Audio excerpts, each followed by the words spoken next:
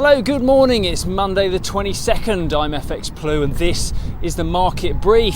So Rishi Sunak is looking to boost consumer spending, but after public sector net borrowing ballooned to 55 billion in May, he also needs to replenish the nation's coffers. VAT is a great little earner for the government, providing 138 billion quid last year, but Sunak is considering reducing VAT to encourage spending.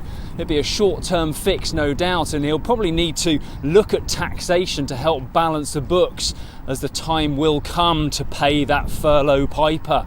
Against the dollar, sterling broke the 125 support, falling to 123.50, and the market looks forward to phase 3 of lifting the lockdown. This cuts social distancing to 1 metre and allows pubs and restaurants, and barbers for that matter, to open from July the 4th. I've got my Barnet booked in at Bad Dogs and Englishmen on July 5th, and I can't bloody wait. Sharpen your scissors, boys. The days of the homebrew haircut are behind us. We opened this week around 123.75 against the dollar and 110.55 against the euro, ahead of manufacturing and services output data tomorrow. Over in the US, we saw the vast chasm between Trump and reality yet again with his rally in Tulsa. He expected and claimed 1 million people would turn up. He even made preparations for his speech to be broadcast outside for those unable to gain access.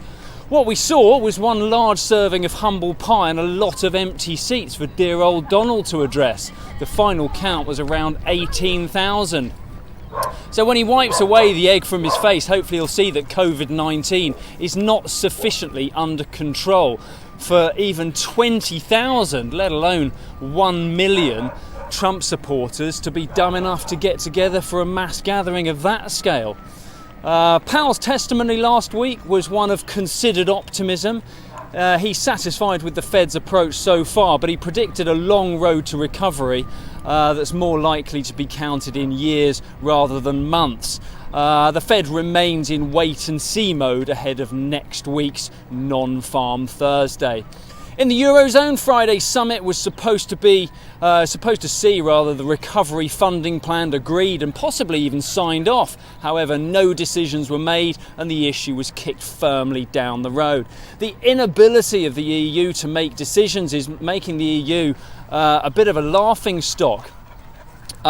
Meanwhile, in Spain, they've decided to go it alone. They've opened their borders to UK tourists without imposing any quarantine. We've seen Germany's infection rate rise over the past few days as it continues to open its economy. So do you think Spain is risking a second wave popping up in the Costas this summer? Might be worth giving Marbs a miss this year. Last week, euro dollar failed to break resistance at 113.50. It fell back to a low of 111.70 and we kick off the week a little higher around the 112 mark. So if you've got any questions, pop them in the comments below. Otherwise, I'll be back again tomorrow. Have a great day. If you do not have a clue, then just tweet through and ask FX Blue.